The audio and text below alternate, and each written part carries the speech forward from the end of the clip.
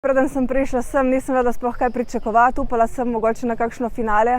Iz tekme v tekme sem se počutila boljše in tudi veslam vedno boljše, tako da mislim, da mi bo to pomagalo še za naslednji teden v Poznanu.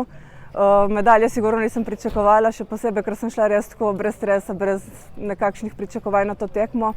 Na koncu bronasta medalja v sezoni, ki v bistvu bo zelo kratka in posvečena drugim stvarem.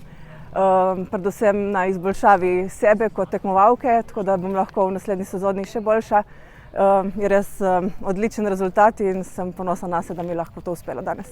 Mislim, da je bilo v redu, tudi sem se boljše počutila kot včeraj pred B-finalom.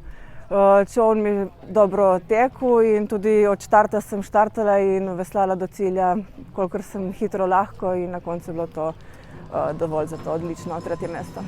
Ne, že niti na 500, ko je več časa za pogledavanje levo-desno, tega ne delam, ker takrat zgubljaš ritem, zgubljaš svoj fokus. Jaz sem bila skoncentrirana nase in na svoje čim boljše veslanje in čim hitrejše veslanje.